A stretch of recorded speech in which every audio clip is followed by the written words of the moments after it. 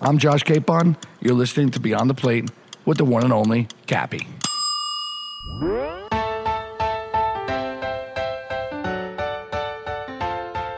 I walk around some of my restaurants sometimes, and I don't even have the chef jacket anymore. And not everybody knows who I am. And I'm just walking up the tables, I'm like, hey, how we doing? Everything good? And I'm like, they're like looking at me like, yeah, it's fine. Like, are you eating here too? Like, what are you checking on?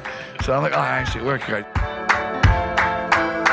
Hey everyone, this is Cappy, and you're listening to Beyond the Plate, a podcast where I sit down in person with the world's culinary elite to explore their journey into the industry and the social impact they have made in their community.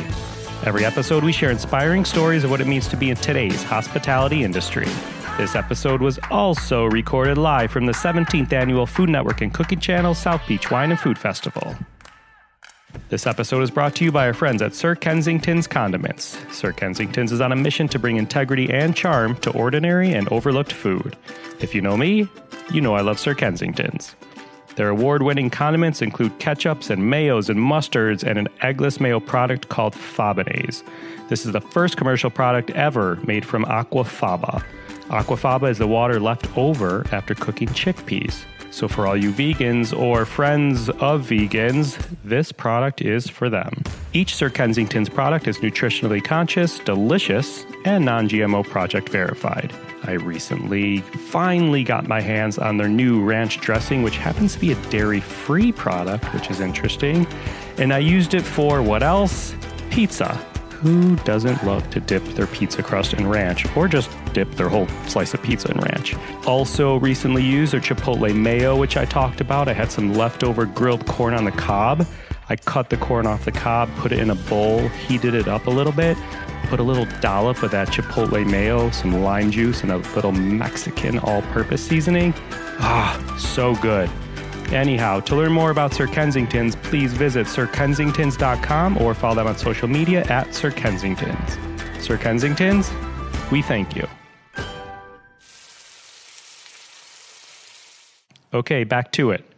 For this episode, we sat with Chef Josh Capon. Here is what I could tell you about Josh. He is hilarious. He is a super fun guy, very kind, very hospitable, and he's a family man.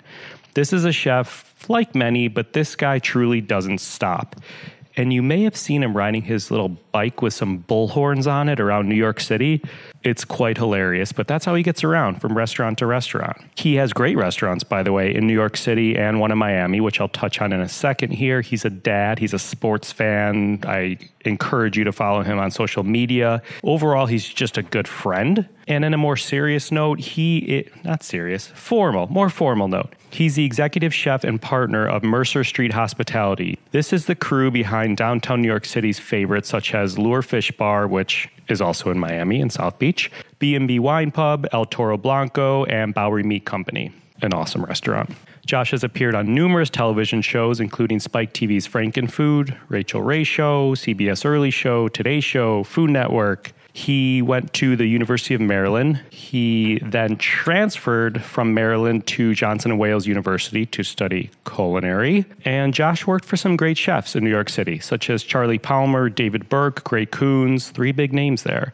Before he went to do a program abroad, and he worked in 7 different restaurants throughout a year in France, Italy, Germany, and Spain.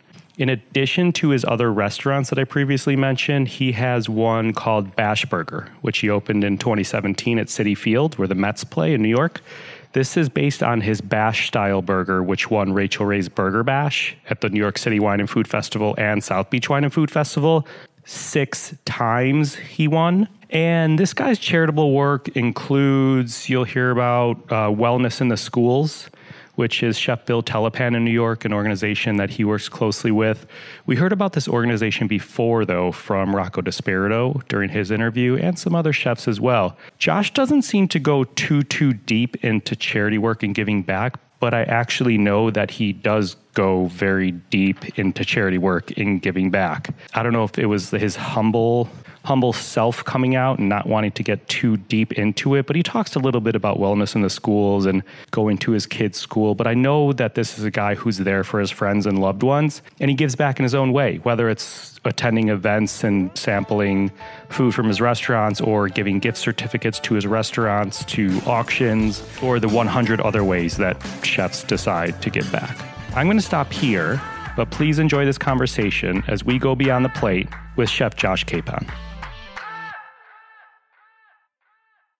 Only my mother calls me Joshua, but that's okay. What's up, Cappy? It's good to chat with you, man. It's always nice to chat with you here on the second floor of the beautiful Lowe's Hotel during the South Beach Food and Wine Festival. One of the glorious weekends of the year for us culinary folk. You tell them. Full disclosure, I know Josh. And Josh cracks me up because randomly, even though I don't live in New York, when I'm in New York, I see Josh riding his bike around the city, and he has a bike with bull horns on it, and he has a helmet with bull horns on it, because one of his restaurants is El Toro Blanco. The white bull. The white bull. Dolphin fin on the back to represent Lure Fishbar. Is there? I never noticed that. And there's a burger bell, a bacon bell to represent Burger and Barrel. This is amazing. In reality, you're one of the most hospitable chefs I know. And someone said, what do you mean he's the most hospitable chef? And I said, I send friends of friends, neighbors into Josh's restaurant, and he comes out of the kitchen to make them feel like they're the only person in the restaurant. And you know how important that is, and I think it's a truly incredible thing. But more importantly... It's a very nice compliment, by the way. Thank you. Of course. You're welcome. It's the truth. You're a four-time champion, 6-time champion of Rachael Ray's annual Burger Bash competition. Josh, what makes a good burger?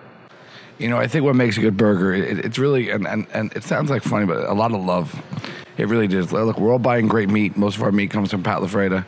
We're all buying great buns, but it's really the execution. And, you know, it's almost like the movie like Water for Chocolate. I mean, I think when somebody bites into the signature bash burger, I mean, you taste those championships. You taste it, and there's something special about it. And I just, you know, when it's done well, there's absolutely nothing better.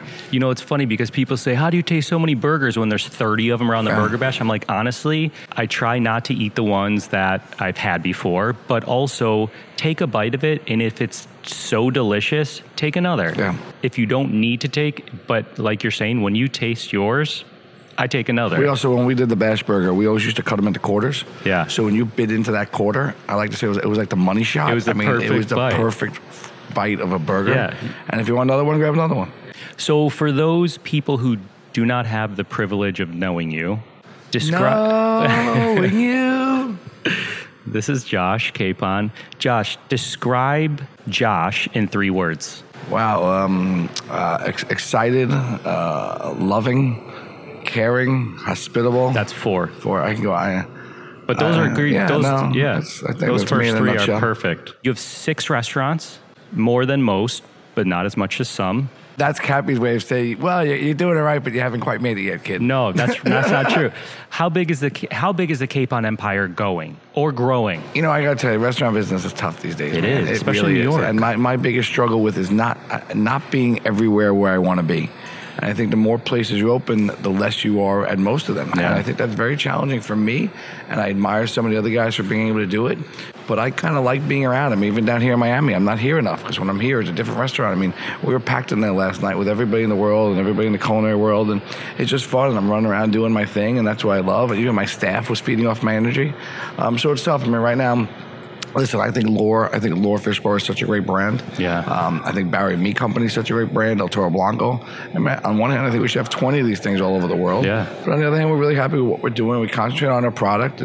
They're all downtown in Soho, so I visit almost all of them every day. And it's tough, but it's... Is it hard to have Lure in Miami? I mean, I'm sure you come down here on a monthly basis. I come down as often as I can. You know, most importantly, you have to trust the teams that you have in play and making sure that, you know, when whoever it is walks in the door, feels that Capon love. I mean, feels that true generosity of saying, hey, thanks for coming here over the other 7,000 restaurants wherever you are. Seriously. What's the process for a new restaurant of yours? I mean, why why into Mexican? Why into Italian? Is it something you wanted to do, or is there something behind that? I think between my partner John McDonald and I, sometimes we just get an idea and eventually you grab a space and then you just kind of run with it. But for any chef or business owner, it's hard to give up control. 6 is a lot, especially in New York City. How are you delegating at your restaurant? Listen, I think the toughest part of this business, and probably any business in general, is staffing. It's personnel. It's finding good people that you trust to do the job that you need to get done. And most of the time unsupervised, and most of the time in a restaurant space where there's drinks and there's alcohol and there's computers. And when I walk into a restaurant, my manager is sitting in the office on a computer at 7:00. I'm just looking at them like, what are you doing? Like, we're in dinner service. Like, this is it. You don't just sit down in the middle of the game. Like, what could you possibly be doing right now on the computer that's more important than the 100 people in the dining room? You just have to make sure you get people, when I hire somebody, I'm like, even something as simple as no drinking. I hate to say it, but the restaurant business is conducive of that because it's right there. But, just because you had a bottle of whiskey on your desk all day doesn't mean you'd be like, I'm going to just, take it. It's very challenging. I think staffing is the biggest challenge because you want to be able to find good people that not just represent you, but that you could trust to do the job and get it done. Do you feel like you have to be in multiple places? One of my favorite things is showing up to a place and not having to say anything. Just say, hey, nice job or whatever. But when you walk in, it's like, when you walk in, there's nobody at the podium. Like if you walk in, you're a restaurant guy. You walk into the restaurant, you're all excited to be here. There's nobody there to say, hey, good evening, welcome to wherever the hell you are. You're kind of looking around like it's almost like the first sign of like, why is that person not in their post? Whatever it is. And then you might notice, the lights, the music, the heat. Like all of a sudden, a restaurant classically is supposed to restore, right? We know that when you walk into a restaurant, something's supposed to take over. I mean, one of my favorite restaurant experiences was Boulay back in the day. A New York restaurant spot, they had this huge wooden door, and I'll never forget it. My dad took me there out of culinary school, and you walk in, and there's this monster wood door, and you open up this door, and you went into like a little room, and there were just boxes of apples and flowers and just oranges and everything all over the place, and that door shut behind you, and it rather slammed. It didn't just shut, it slammed. And then your senses took over of these smells that way you are. And something really clicked, like you were not in New York City anymore. I mean, your senses just took over. You still remember? I feel like you still remember those. No, I was literally out of culinary school. It was probably one of my most memorable dining experiences. And I just looked around. I was like, wow, like I'm someplace else. And for a restaurant space that was really somewhat below street level, not much of a view. You're pretty much in a basement, but they made it so pretty that you could have been anywhere in the world in that basement. So I think it's a nice... I don't know what my point was, but anyway. No, I think that was a great explanation. It's true. One of the first restaurants I worked at in high school, I remember the owner, how particular he was with the valet company. Like he wanted the carpet clean. Yeah. He wanted the guy, no airings, all this stuff. Because at the end of the day, he's hiring that valet company, but that's your first impression when you roll into the restaurant. It's an extension of your brand. If you roll 100%. up and there's someone with ripped pants or smells or something like that, you're about to go into a meal and you've now had this negative connotation. I see your social media. You're good. Social media is the end of the world. But there's great people coming into your restaurant. There's celebrities, there's athletes, politicians, all these folks. Who is the last person in your restaurant? Do you ever get nervous in front of these people? Or who is the last person that maybe made you nervous to cook for or serve your food to? I don't think I get nervous. Sometimes I get excited. My friends used to make a joke that when I put on my chef coat, I was like Superman. Do your nerves come through as excitement? Yeah, I mean, I don't think it's so much. Nervous would be like John George, Thomas Keller kind of guy where you're cooking that's really what they're judging. Yeah. When most people come through, I think it's just an excitement of having them in the house and really wanting to take care of them and really show them like, wow, most people, whoever it is, whether they play for the Giants or when they come in once, they're hooked. No pun intended when it comes to Lure, but they're hooked because they just know like shit's just hitting the table. They're having a good time. They don't have to worry about a thing, and they're being treated really, really well. And that doesn't. And I don't. By the way, it's not whether you're a celebrity or not, but when you come into my restaurant, everybody should feel that. Anybody, because that's what keeps you coming back, and that's what creates a memorable dining experience. But I just get excited. Like once I throw on that jacket, I'm like, get the hell out of my way. Yeah. And it's one of my best friends told me, Capon, you got to be able to channel that same energy, whether you have the chef coat on or not. Because you put that chef coat on, it's like something very spiritual about it. It's like Clark Kent. You put that jacket on, it's like I got this. Yeah. But at the same time, to be able to channel that energy without the jacket and have the confidence to do so, it's kind of fun. I walk around some of my restaurants sometimes, and I don't even have the chef jacket anymore, and I'm just walking around, and not everybody knows who I am, and I'm just walking up the tables, I'm like, hey, how we doing? Everything good? And I'm like, they're like looking at me like, who's this guy? Yeah, it's fine. Like, are you eating here too? Like, what are you checking on? So I'm like, oh, I actually work here. I'm just not wearing a chef jacket. But You're a family man. How do you balance this? How do you balance the restaurant life with your family? Are there any rules or deals that you make with your wife? I don't have to make deals, or I understand that question, but I have absolutely incredible wife that I feel very, very, very fortunate to have. Yeah. Love you, Lori. But I think the most important is that she gets me. She knows who and what she married, and I'm crazy as a loon sometimes, but you know, one thing that I think I do very well is the balance, is the making sure. I think the toughest thing, you know, we live in a crazy world, Cappy. I mean, we really and we're getting crazier, and with cell phones and everything else, and attention spans when it comes to kids and even adults. I mean, everybody's staring at their phone all day. Mm-hmm. I try to really make it a point that, you know, I was just talking to my dad. That my dad. I was telling my kids what my dad taught me years ago, carpe diem. And it's really about being in the moment and maximizing the moment. And I think it's really, really important to teach kids and yourself to control it. And where you are and who you're with is more important than anything else. And with cell phones and everything else, there's tons of distractions. But you got to figure it out, that where you are, no matter what you're doing, focus on it and enjoy it and be with the people that you're with. Look, I work in the restaurant business. I see people coming for dinner. 6 people, they're all on their phones. And I go to the table and I'm like standing there, like waiting for one of them to actually look up, like, the chef's at our table, like, what's going on? And I'm just like, hey, you know, like, everybody's worried about what else they're doing, or where everybody else is, or could we be doing something better? You just got to roll it up and enjoy it. So as far as me balance, you know, I do feel guilty. One thing I do is I do feel guilty about, you know, I'm not home Monday through Friday, you know, for dinner. I'm not home, you know, helping the kids with homework. And they say, you know, kids grow up fast, and they are, and we just moved out to the suburbs in Jersey, and we're loving it. And I told my wife, you know, I was having a lot of guilt one day just about not being home and her carrying a lot of the load. And she was great because she pretty much reassured me and told me, don't worry about it. She goes, 2 things. A, most dads are at home these days. I hate to say it, but most dads work late, whether maybe not as late as me, but they're not necessarily home for dinner. They're not necessarily doing the homework. You know, maybe they get home to put the kids to bed, but they're out for business dinners.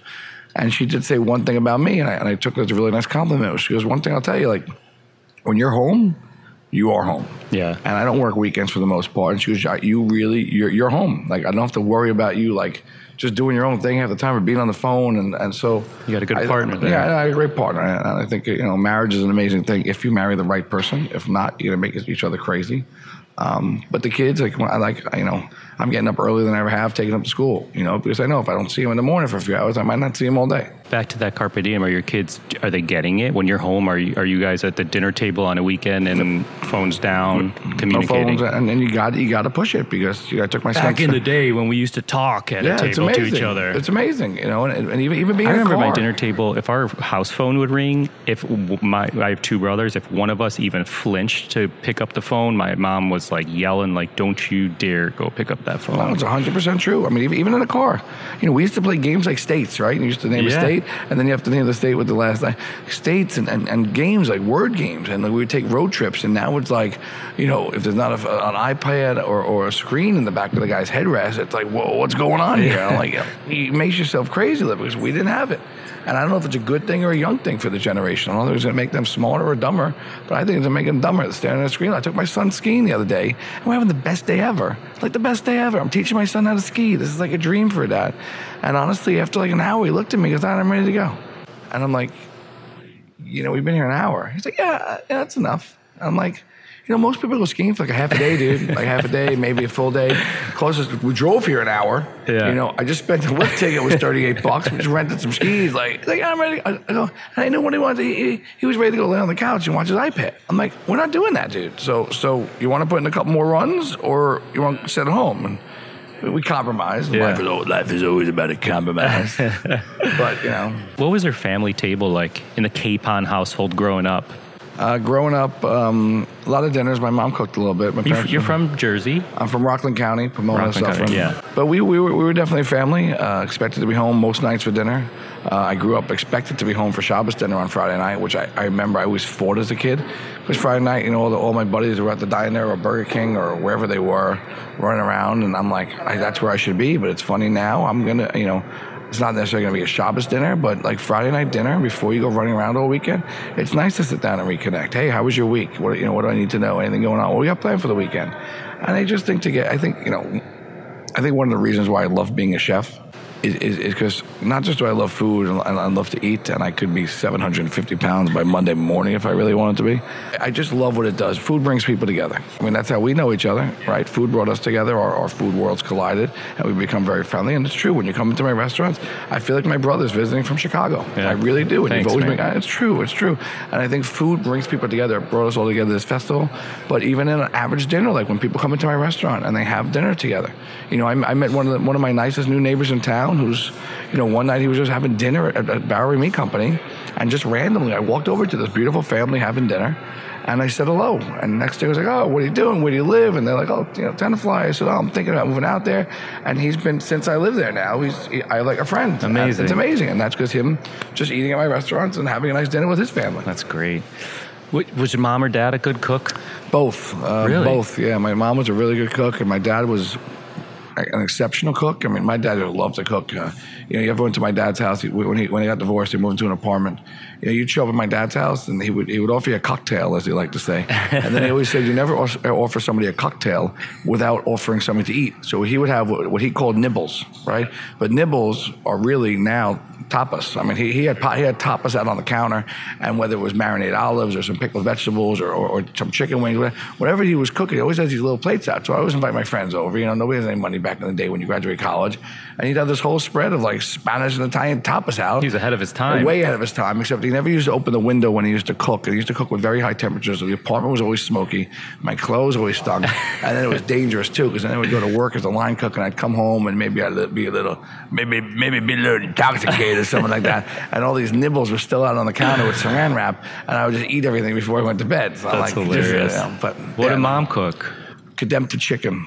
That was my mom's signature dish. It was like a braised stewed chicken. But she was a good cook, and she put dinner on the table. Yeah. And I gotta tell you, it was always delicious. I grew up with friends telling me, oh, my mom's food was disgusting. We sent it all back. I'm like, yeah, I can't really eat just telling my mom your food sucks and sending it back and saying what else you got. But aside from that, whatever my mom made, whether it was roasted chicken, pot roast, we had good dinner. Yeah. We ate good. Does Lori cook? Lori cooks. Lori's gluten and dairy free, so she cooks a little bit healthier. Yeah. She loves a lot of vegetables. But listen, she takes care of business Monday through Friday, and if I'm home, I eat. I'm happy not to be cooking, but and she's great. She but when it's go time, it's go time. Yeah. Roads where we're going, we don't need roads.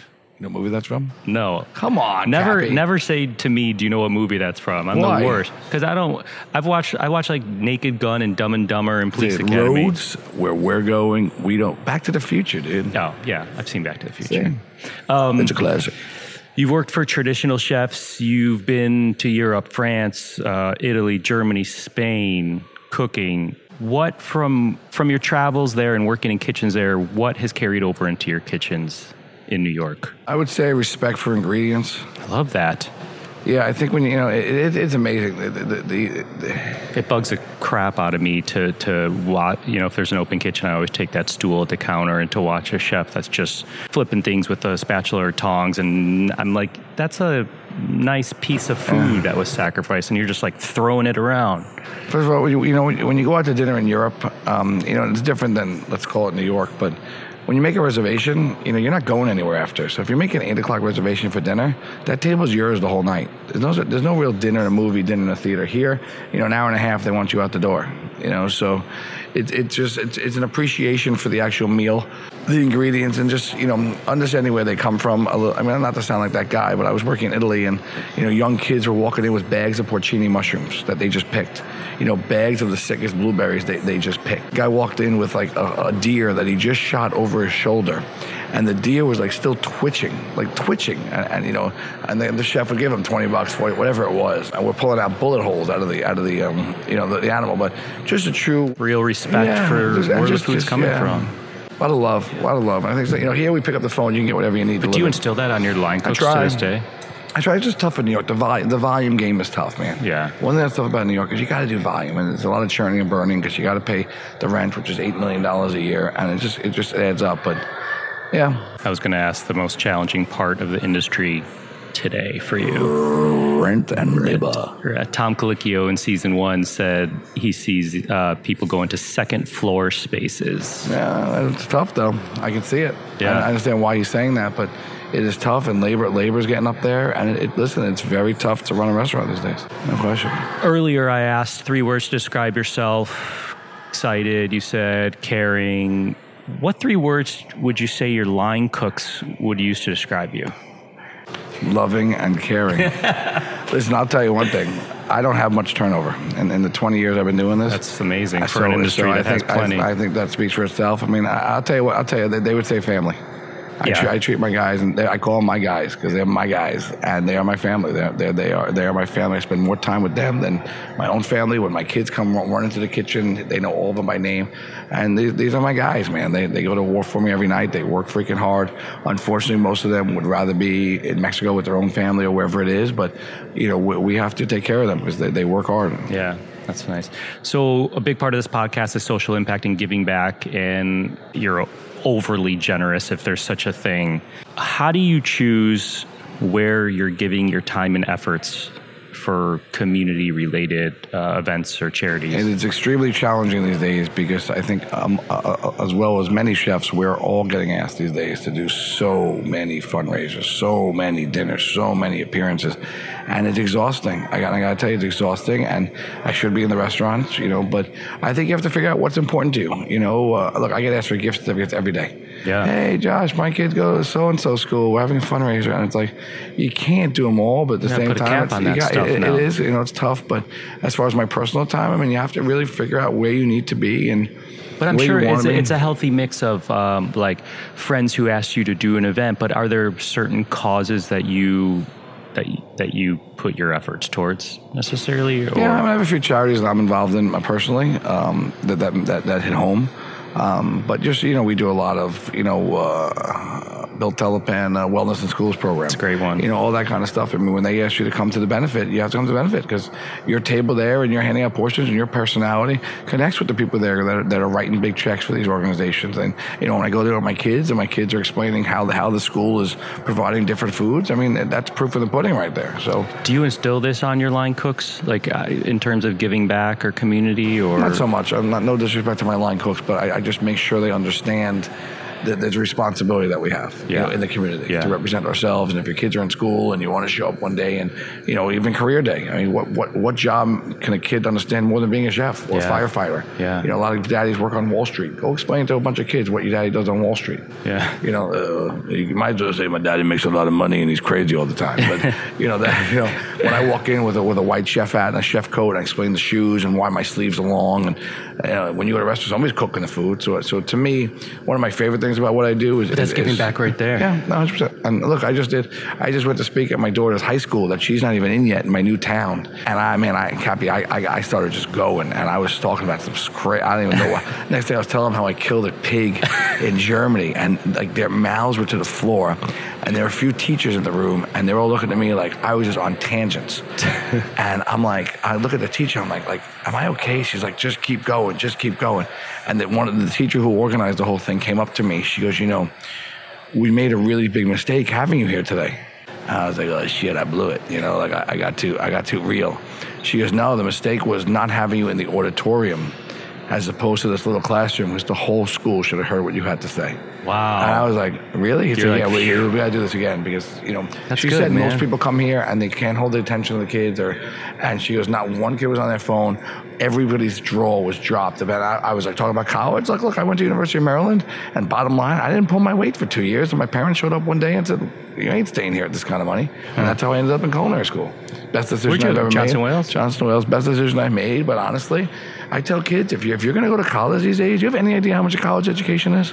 It's not crazy. I don't know if you can curse on this thing. But it's freaking nuts. It's and it's scary as a parent to understand that we're going to be dropping this kind of money. And all I'm saying, kids, is if your parents are paying for a college education, you better show up to class and get good grades, because then you can do whatever the hell you want. I didn't show up to class, and I didn't get good grades, and I'm embarrassed for it today. But I managed to find my path. But you got to take care of business. Let's wind it down and wrap it up with a speed round. What did you have for dinner last night? What did I have for dinner last night? I was nibbling a little bit at Lure Fishbar. I actually went to the William Morris party at the Delano, and they were doing some unbelievable grilling, or like live fire grillings. Were you there? Yeah. I had a sausage, an Argentinian sausage sandwich on some toasted bread. Let me tell you something about toasted bread. That is one of my favorite things in the entire world. It was nice toasted bread. It was free. It was unbelievable. And they had mini Cubans. They were like roasting whole pigs, and they were doing Cubans. What the hell was I? Yeah, I gotta tell you, legit. Name a smell in the kitchen you love. Lavender. No, I'm just kidding. Rosemary. Name a smell in the kitchen you hate. This name a smell in the kitchen I hate. I love lavender. I don't know. I keep saying lavender. It's so relaxing. I don't really hate anything else. I mean, blue cheese is not one of my favorites, I guess. All right. What pisses you off in a kitchen? Lack of organization, lack of cleanliness, poor self-appearance. Like when you show up to my kitchen, you better show up like you're ready to take the stage and play the position for the day. I hate tardiness, really hate lateness, because when you're running late, everybody else is wondering where the fuck you are and who's covering your station. So don't be late. Be early. What makes you happy, Nick? What makes me happy?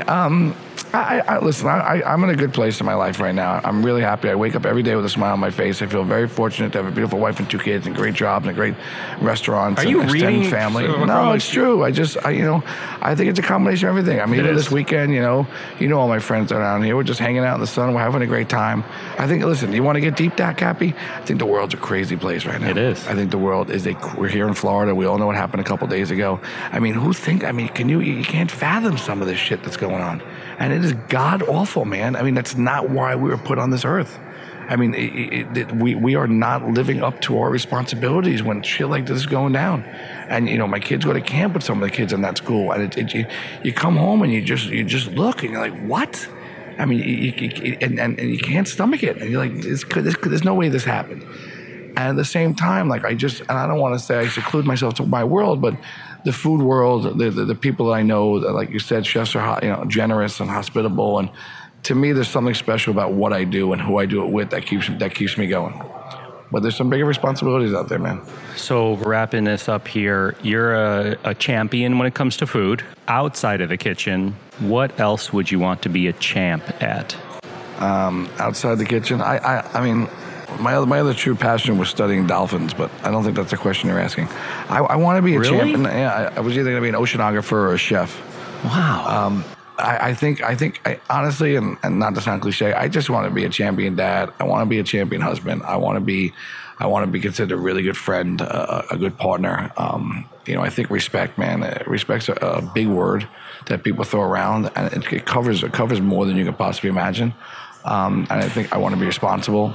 I want, when somebody says Capon, I'm pretty confident to say when somebody says Capon, most people are like, yo, yeah, like good dude, or and I think that's important. It's not easy. You got to go every day. I appreciate your time. Andrew Kaplan, everybody. Thank you. Beyond the Plate. Quote, Carpe diem. It's really about being in the moment and maximizing the moment. And it's really, really important to teach kids and yourself to control it. And where you are and who you're with is more important than anything else. Thanks again to Josh Capon. Find more on him at joshcapon.com.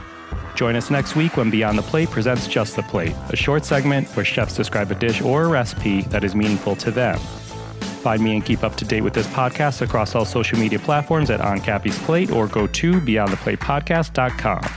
Beyond the Plate is on Twitter at BT Plate Podcast and Facebook. A big thank you to our partner, Aisle 8 by Flavor Gallery, who supplied all of our signature hats and t-shirts to our Beyond the Plate guests. These will be coming to the Aisle 8 by Flavor Gallery site soon. Season 2 of Beyond the Plate is presented by Martin's Famous Potato Rolls. Martin's Potato Rolls are the #1 branded hamburger bun in America, and as I like to say, they can make almost any burger taste better. I've recently been quite addicted to their sandwich rolls. Notice these are not called burger buns, as we heard from Julie Martin of Martin's Family fame in a bonus episode a few weeks ago. They're sandwich rolls because they're so much more versatile than just being a burger bun. And I agree. Martin's believes in giving back to their community. They support hundreds of charitable organizations such as food banks, after-school programs, disaster relief, and others. To learn more about Martin's, visit their website at potatorolls.com, or you could follow them on social media at Potato Rolls. Martin's, we thank you. This episode was produced by me, along with Ian Cohen, Joel Yeaton, and Sean Petrosian. Our music has been composed by Goldford. As always, a very special shout out to my wife, Katie. Please rate, review, and or subscribe to this podcast on your listening site of choice. Thank you for listening to Beyond the Plate. I'm Cappy, and remember, there are never too many cooks in the kitchen.